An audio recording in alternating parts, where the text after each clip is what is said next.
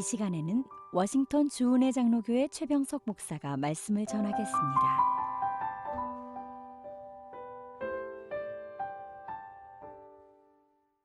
이 거룩한 주일에 하나님께서 우리에게 허락하신 말씀은 로마서 8장 26절에서 39절 말씀입니다. 이와 같이 성령도 우리의 연약함을 도우시나니 우리는 마땅히 기도할 바를 알지 못하나 오직 성령이 말할 수 없는 탄식으로 우리를 위하여 친히 간구하시느니라. 마음을 살피시는 이가 성령의 생각을 아시나니 이는 성령이 하나님의 뜻대로 성도를 위하여 간구하심이니라.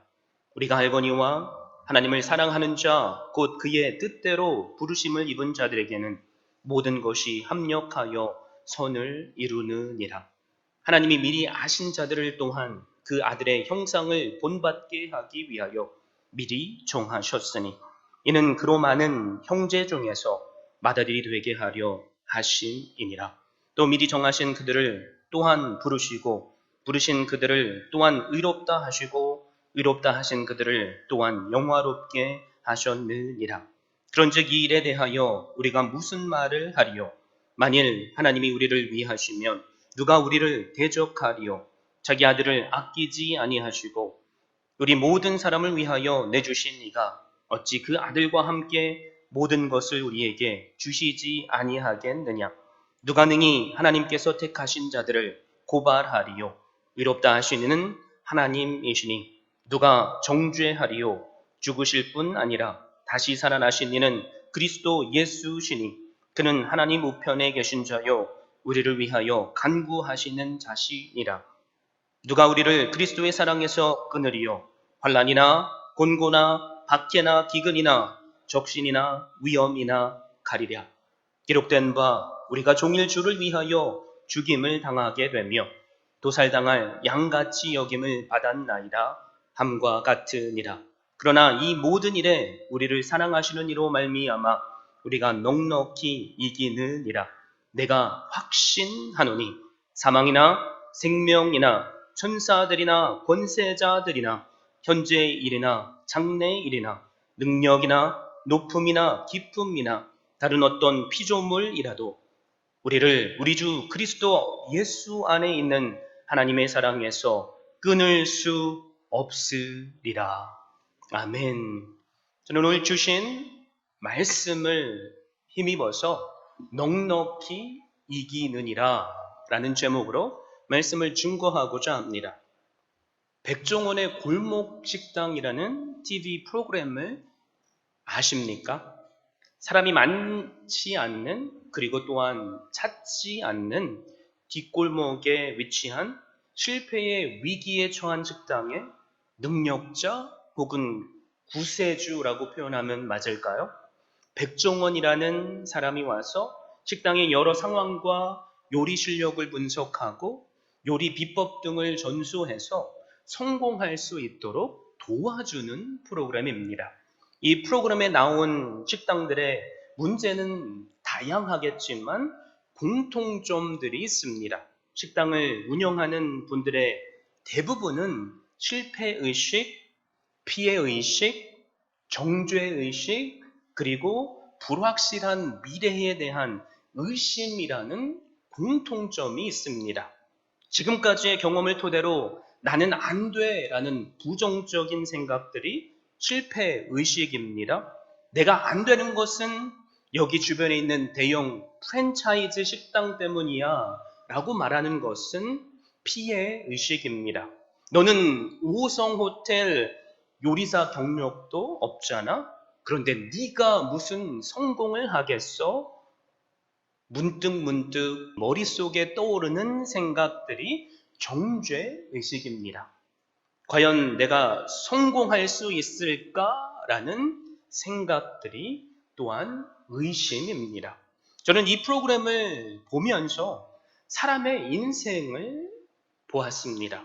왜냐하면 우리에게도 승리하기보다 자주 주저앉게 만드는 실패의식, 피해의식, 정죄의식, 그리고 의심의 마음들이 있기 때문입니다. 그런데 오늘 주신 말씀을 보면 하나님께서는 우리에게 이런 선포를 하십니다. 너희가 넉넉히 이기느니라. 37절을 보십시오. 그러나 이 모든 일에 우리를 사랑하시는 이로 말미암아 우리가 넉넉히 이기느니라. 아멘. 사랑하는 성도 여러분, 이 말씀은 우리가 겨우겨우 간신히 이긴다는 말이 아닙니다. 압도적으로 승리한다는 확신의 말씀입니다. 영어 성경 말씀을 보면 그래서 We are more than conqueror 이라는 표현을 하고 있습니다. 이기는 정도가 아니라 정복자들이 된다는 거죠. 사랑하는 성도 여러분, 이 시간 여러분께 질문을 합니다. 우리는 승리자입니까? 아멘이십니까? 혹시 실패자처럼 살고 계시진 않습니까? 만약에 그렇다면 함께 주신 말씀을 통해서 실패자가 아니라 승리자로 사는 비결을 찾기를 원합니다. 승리에 하나님께서 주시는 레시피들을 하나하나 발견하기를 바랍니다. 그래서 우리를 자꾸 지게 만들고 실패하게 만드는 실패의식, 피해의식, 정죄의식, 의심들로부터 승리할 수 있기를 바랍니다. 그 발견한 승리의 레시피들을 통해서 우리 인생에 실제로 적용하는 것을 통해 오늘 승리를 경험하시는 우리 모두가 될 수 있기를 바랍니다. 그렇다면 우리가 첫 번째로 질문해야 될 것이 무엇입니까? 우리가 어떻게 하면 승리를 할 수 있냐는 거죠. 우리를 승리하게끔 이끄는 비결이 과연 무엇이냐는 것입니다. 골목 식당들에게는 백종원이 있죠. 그런데 천하의 백종원이라는 사람도 모든 골목 식당들을 성공하게 만들지는 못합니다. 그런데 하나님을 믿는 우리에겐 모든 문제들로부터 기억하십시오. 모든 문제들입니다. 그 문제들로부터 우리로 승리하게 하시는 분이 계십니다. 그분은 바로 성부 하나님이시며 성자 예수 그리스도이시며 성령 하나님이십니다. 26절 말씀을 함께 봅니다. 이와 같이 성령도 우리의 연약함을 도우시나니 우리는 마땅히 기도할 바를 알지 못하나 오직 성령이 말할 수 없는 단식으로 우리를 위하여 친히 간구하시느니라. 사랑하는 성도 여러분, 우리에겐 우리의 연약함을 도우시는 성령 하나님이 계십니다. 성령 하나님께서 우리를 위해 말할 수 없는 탄식으로 기도하시기에 우리는 분명히 승리할 수 있습니다. 우리의 삶이 무너져 내렸을 때 우리는 기도할 수 없을 만큼의 어려운 상황들을 맞이하게 되죠. 그런데 이런 우리의 마음조차도 성령 하나님은 아십니다. 그래서 우리를 대신해서 우리를 위해서 탄식하시며 기도하십니다. 그러므로 우리의 힘으로는 우리는 절대로 이길 수 없지만 성령 하나님께서 우리를 위해서 기도하시기에 우리는 분명히 넉넉히 승리할 수 있습니다. 여러분 또 32절 말씀을 보십시오. 자기 아들을 아끼지 아니하시고 우리 모든 사람을 위하여 내주신 이가 어찌 그 아들과 함께 모든 것을 우리에게 주시지 아니하겠느냐. 우리에겐 모든 것을 주시는 성부 하나님께서 계십니다. 하나님 아버지께서 우리의 모든 필요를 채워주시기에 우리는 넉넉히 이길 수 있습니다. 하나님은 그 어떤 것들이 아니라 가장 사랑하시는 독생자 예수 그리스도를 우리를 위해서 주셨습니다. 그 아들 예수 그리스도를 주신 하나님께서 다른 그 어떤 것을 우리에게 주시지 않겠습니까? 이런 하나님 아버지를 믿는 믿음이 있다면 우리는 넉넉히 승리할 수 있습니다. 또 34절 말씀을 보십시오. 누가 정죄하리요? 죽으실 뿐 아니라 다시 살아나신 이는 그리스도 예수시니 그는 하나님 우편에 계신 자요 우리를 위하여 간구하시는 자시니라. 우리에겐 우리의 모든 죄와 연약함으로부터 구원하신 성자 예수 그리스도가 계십니다.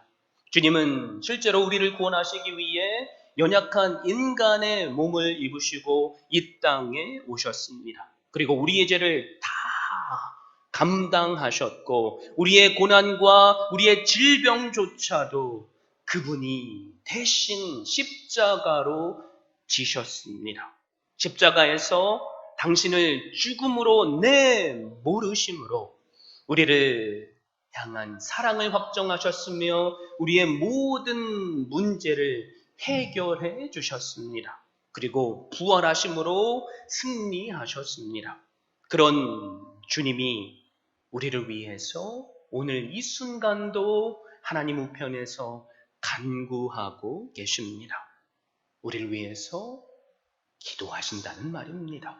그분이 우리를 위해서 기도하시기에 우리는 넉넉히 이길 수밖에 없습니다. 사랑하는 성도 여러분, 이처럼 우리에겐 성부 하나님, 성자 예수 그리스도, 성령 하나님께서 함께 계십니다. 그러므로 우리는 넉넉히 이길 수 있습니다. 지피지기면 백전백승이다 라는 말이 있죠. 적을 알고 또 내 자신을 알면 전쟁에서 승리할 수 있다는 말입니다. 우리는 지금까지 우리에겐 성부 하나님, 성자 하나님, 성령 하나님이 계시기에 넉넉히 승리할 수 있음을 들었습니다. 자, 그렇다면 이 시점에서 우리는 우리가 도대체 싸워야 할 적이 무엇인가를 알아야만 합니다. 사랑하는 성도 여러분, 우리가 싸워서 이겨야 할 적은 사실 외부에 있지 않습니다. 우리는 우리 내부의 적들과 반드시 싸워서 이겨야만 합니다. 바로 내 자신을 이기지 못하는 사람은 외부의 적들도 이길 수 없기 때문입니다. 우리가 싸워야 할 내부의 첫 번째 적은 그래서 실패의식입니다. 우리는 인생을 살아가면서 승리감보다도 실패의식에 사로잡힐 때가 너무나도 많습니다. 시험에서 떨어졌을 때 우리는 실패의식에 사로잡혀서 신음하죠. 남과 비교해서 뒤처졌다고 생각했을 때 나는 도대체 그동안 무엇을 했는가 한탄하며 실패의식에 빠지기도 합니다. 내 주변의 사람들이 잘 될 때 우리의 배가 아프고 비교하면 할수록 내가 더 초라해지는 것을 느끼지만 우리는 그것 때문에 실패의식에 빠져버립니다. 그런데 여러분 26절을 보십시오. 이와 같이 성령도 우리의 연약함을 도우시나니 우리는 마땅히 기도할 바를 알지 못하나 오직 성령이 말할 수 없는 탄식으로 우리를 위하여 친히 간구하시느니라 라고 선포합니다. 성령 하나님께서 우리가 지금 신음하고 있는 그 실패의식이라는 연약함마저도 아신다는 것입니다. 우리가 넘어져서 신음소리밖에 낼 수 없을지라도 성령 하나님께서 우리를 위해서 탄식하시며 간구하십니다. 그리고 우리를 위로하십니다. 그래서 우리에게 성령 하나님의 덧입어 주시는 그 능력을 입는다면 우리는 넉넉히 승리할 수 있습니다. 우리의 기도는 언제나 100% 이루어지지 않죠. 그러나 성령 하나님께서 우리를 위하여 간구하시면 언제나 완벽하게 100% 이루어집니다. 우리에겐 성령 하나님이 함께 하십니다. 그리고 그분께서 우리를 위해서 기도해 주십니다. 우리의 연약함을 아시기에 우리가 필요한 것, 가장 필요한 때에 완벽한 시간에 허락하십니다. 그러므로 우리는 이 성령 하나님을 의지할 때 승리할 수 있습니다. 성령 하나님의 우리를 향한 위로의 음성을 이 시간 들을 수 있기를 바랍니다. 그래서 승리하게 하시는 그분께 영광을 돌리는 우리 모두가 될 수 있기를 주님의 이름으로 축원드립니다. 이처럼 우리는 우리의 연약함을 도우시는 성령 하나님께서 함께 하시기에 실패의식으로부터 승리할 수 있습니다. 그런데 우리에겐 여전히 피해의식이라는 내부의 적이 남아 있습니다. 실패의식과 더불어서 우리를 괴롭히는 것은 피해의식입니다. 피해의식은 내가 열심히 일했는데 그것에 합당한 대가가 주어지지 않을 때 우리에게 생기죠. 특별히 믿음을 지키려고 하나님의 말씀 안에서 살려고 하는데 상사가 요구하는 술을 먹지 않고 또 잘못된 방법의 일을 하지 않는다는 이유로, 함께 하지 않는다는 이유로 우리는 불이익을 당하기도 합니다. 열심히 신앙생활을 하는데도 불구하고 하나님을 믿지 않는 주변의 사람들이 더 성공하는 것처럼 보여서 피해의식에 시달리기도 합니다. 이처럼 피해의식에 사로잡히면 우리 마음에 일어나는 변화가 있습니다. 마음에 여유가 없어지죠.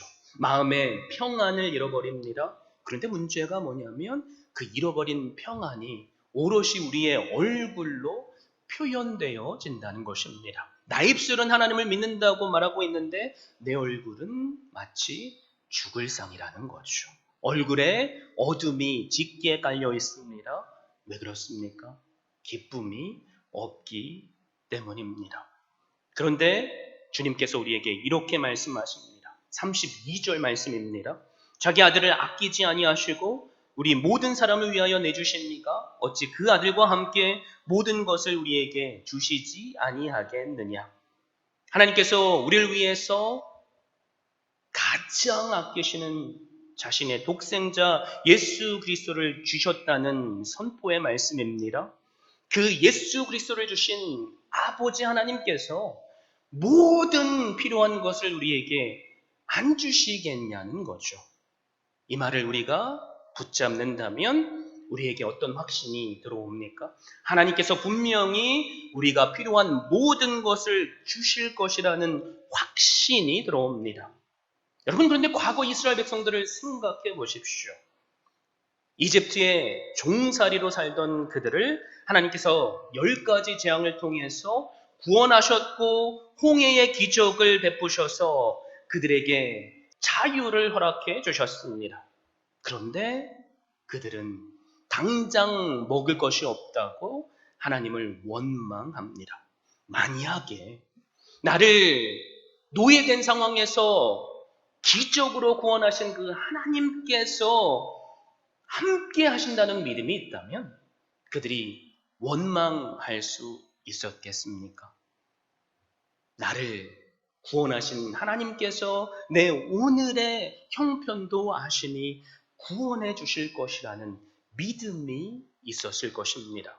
큰 것은 은혜라고 생각하는데 지금 당장 눈앞에 떨어진 작은 것들 때문에 그 큰 것을 보지 못하는 어리석은 백성들이었다는 말입니다. 우리도 마찬가지죠.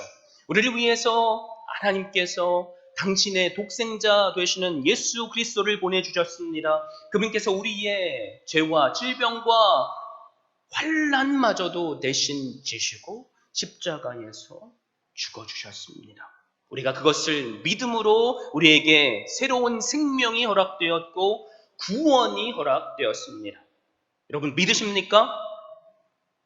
그런데 왜? 왜? 도대체 왜? 우리는 눈앞에 발등에 떨어진 것들로 하나님을 의심하고 하나님을 향해 심지어 피해의식을 느끼고 있습니까? 여러분, 우리가 피해의식을 느끼는 이유, 다른 그 어떤 것에 있지 않습니다. 우리에게 믿음이 부족해서 그럽니다.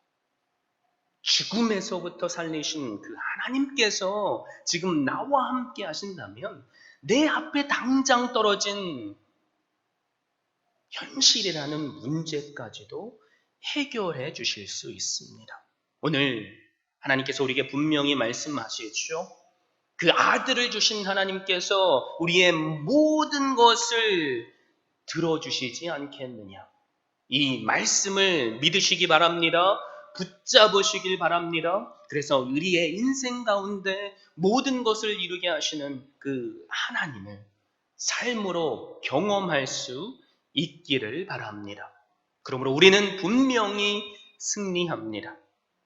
우리는 우리의 연약함을 도우시는 성령 하나님께서 함께 하시기에 실패의식으로부터 승리할 수 있다는 말씀을 들었습니다. 또한 사랑하는 아들 예수 그리스도를 주신 하나님께서 우리에게 모든 것을 주시기에 피해의식으로부터 승리할 수 있음도 들었습니다. 그런데 우리에겐 여전히 정죄의식이라는 내부의 적이 남아 있습니다. 정죄의식이 언제 생기죠? 우리가 믿음으로 살지만 우리가 때로는 연약해서 실수하거나 죄를 지을 때 우리는 양심을 통해서 우리에게 호소하시는 하나님의 음성을 듣고 괴로워하게 되죠. 양심이 우리의 죄를 고발하기 때문입니다. 그리고 마귀가 항상 우리를 고발하기 때문입니다. 사탄은 그래서 문득문득 우리의 머릿속에 들어오는 생각으로 우리를 정죄하죠. 네가 목회자야? 내가 무슨 장로야? 권사야? 집사야? 성도야? 네 꼬라지를 봐. 매일 한다고 다짐하면서 못하잖아. 그런데 너는 항상 못하는 이유를 다른 사람에게서 찾지. 저 사람 때문에, 그리고 환경에서 찾지. 코로나 때문에.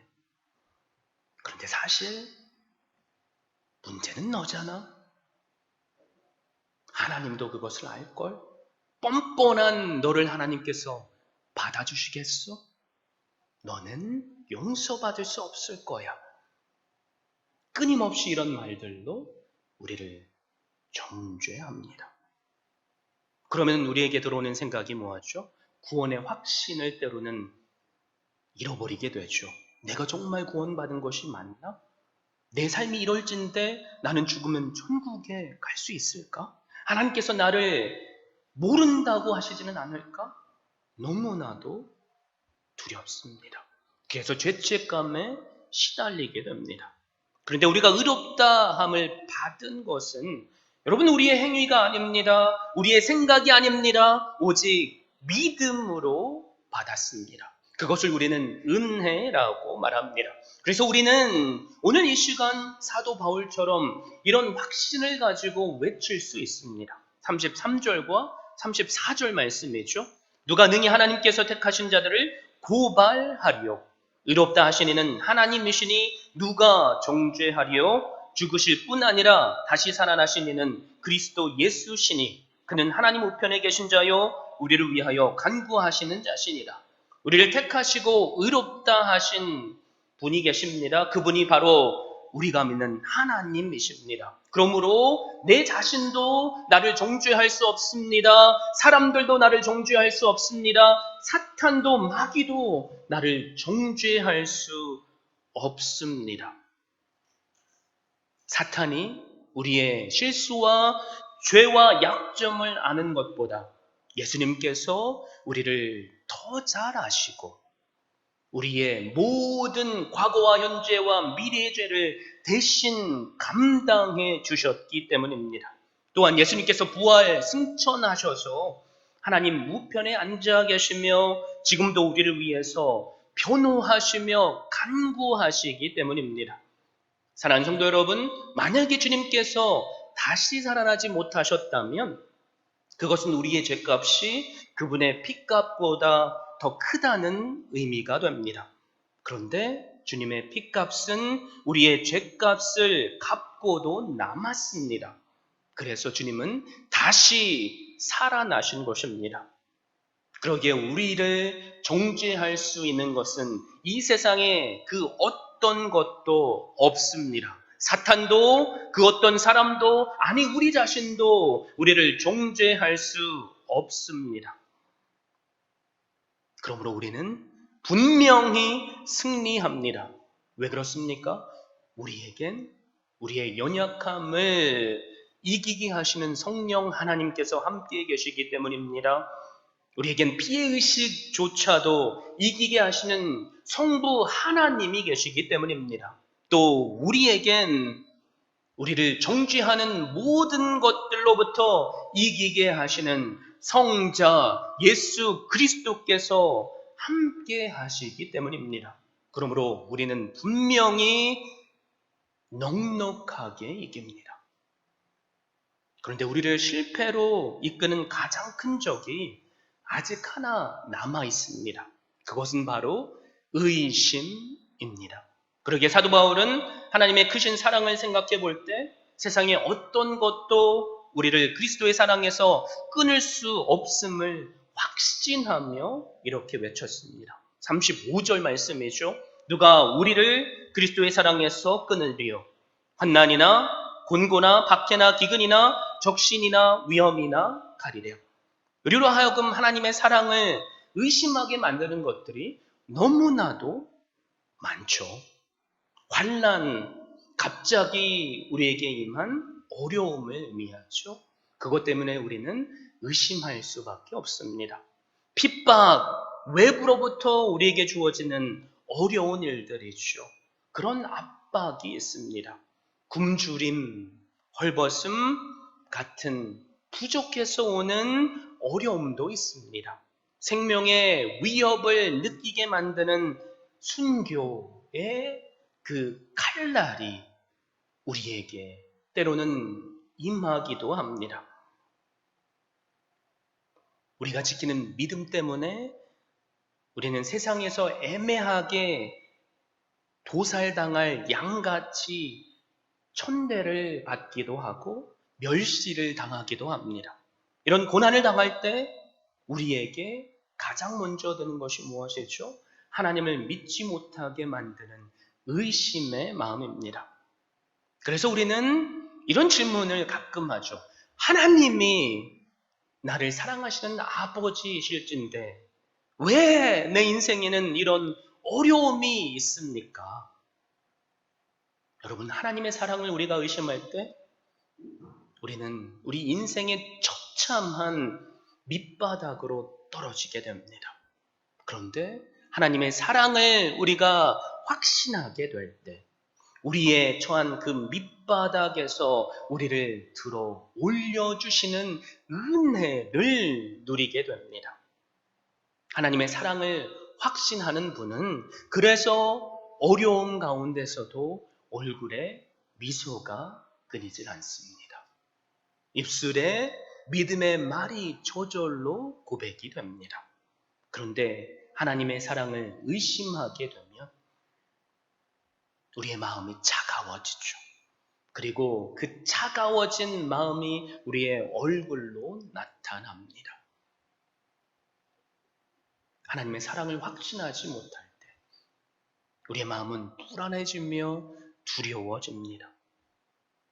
하나님의 사랑을 확신하지 못할 때 우리는 오늘을 제대로 살 수 없습니다. 그리고 내일도 확신할 수 없습니다. 그렇다면 우리가 하나님의 사랑을 어떻게 이 시간 확신할 수 있겠습니까?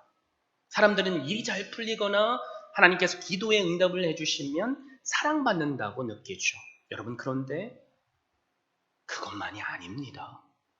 하나님께서 어떤 경우에도 나를 사랑하시는 그 확실한 증거를 우리에게 주셨습니다. 바로 그 증거는 예수 그리스도이십니다.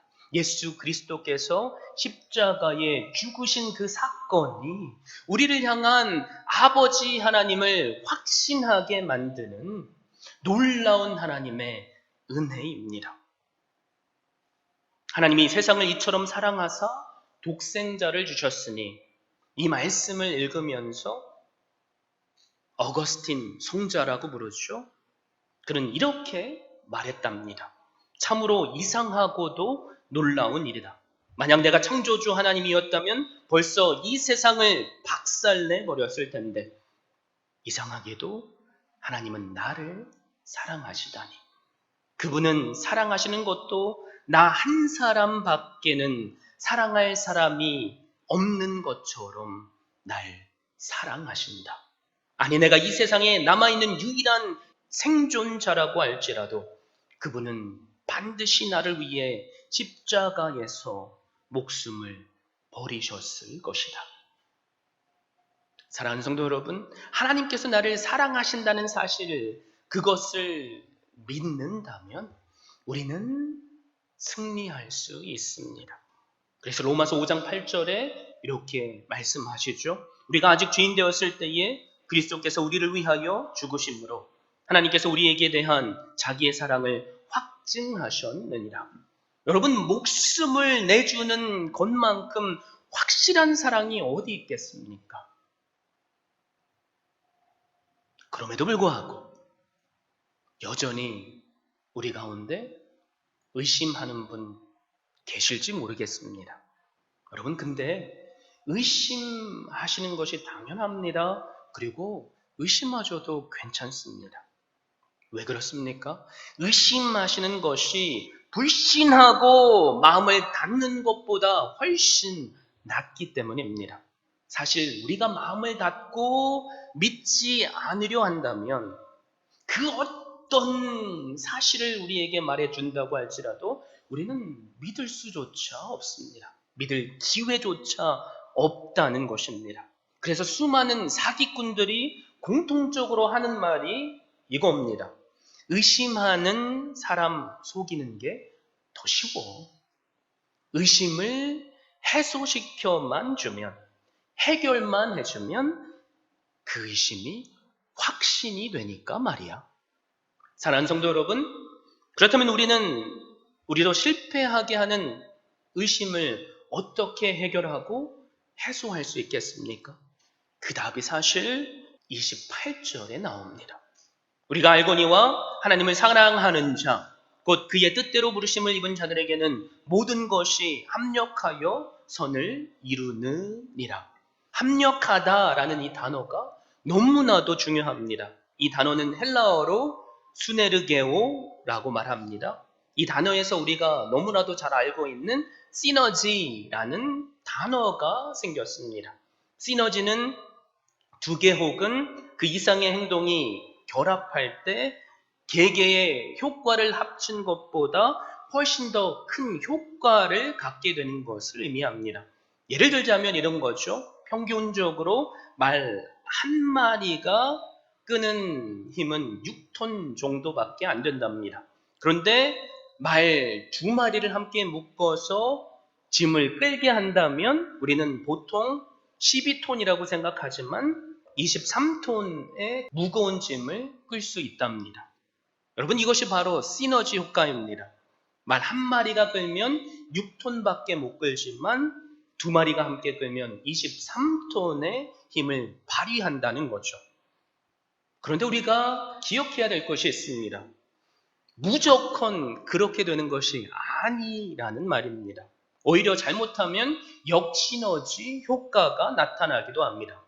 두 말 중에 한 말은 앞으로 열심히 끌고 있는데 다른 말 한 마리가 눈치만 보면서 아무런 힘을 쓰지 않는다면 무거운 짐에 꾀를 부리는 그 말 한 마리조차도 짐이 되어버리기에 말은 아무것도 끌 수 없게 됩니다.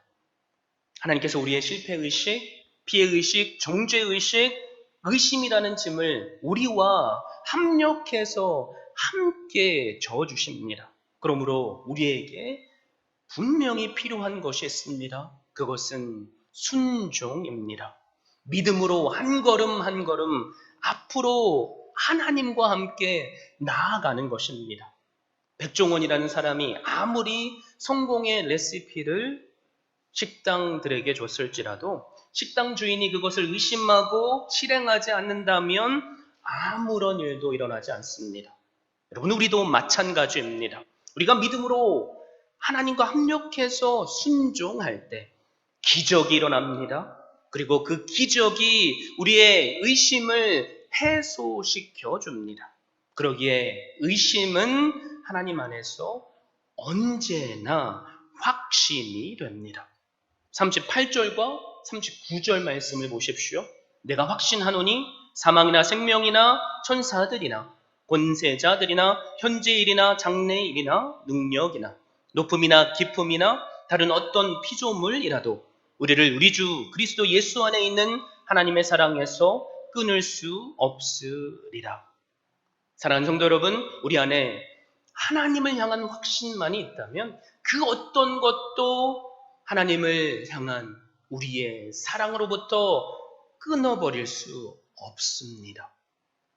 현재 일도 마찬가지며 미래의 불확실한 내일도 마찬가지며 이 땅을 덮고 있는 권세와 질병도 마찬가지입니다. 하나님께서 우리를 생명의 줄로 사랑의 줄로 붙잡고 계십니다. 그것을 끊을 자는 단 한 사람도 없습니다. 그래서 우리는 승리합니다. 이란의 수도 테헤란에 한 왕이 아름다운 왕궁을 건축하고자 했답니다. 유명한 건축가는 설계와 디자인을 맡았고 공사는 순조롭게 진행이 됩니다. 왕궁의 수려한 외관의 위용이 드러날 때 이제는 내부 공사가 한창이었습니다. 건축가는 호화로운 방들의 벽과 기둥들에 설치할 대형 거울들을 외국에서 주문했고 그것을 수입했습니다. 거울이 도착하는 날 잔뜩 기대를 가지고 그 상자를 풀었는데 그만 깜짝 놀랄 수밖에 없었습니다. 운송하는 과정 속에서 거울들이 산산조각이 났던 것입니다. 난감한 상황 가운데 건축가는 낙심할 수밖에 없었고 깨진 유리 조각들을 모두 밖으로 버리라고 말했습니다. 그런데 한 인부가 이런 제안을 합니다. 어쩌면 깨어져 있기 때문에 더 아름다울지도 모릅니다. 유리 조각들을 둥근 천정과 기둥과 벽에 붙이면 어떻겠습니까? 건축가는 이 제안에 영감을 받고 깨어진 유리 조각들을 더 잘게 부셔서 모자이크를 만들어서 술을 놓아가며 곳곳에 붙였습니다. 그러자 유리 조각마다 빛이 여러 방향으로 반사되었기에 뜻밖에도 상상하지 못했던 아름다움이 연출된 것입니다. 그 모습은 마치 엄청난 양의 다이아몬드로 온통 뒤덮은 것처럼 눈이 부시도록 황홀한 모습들이었습니다.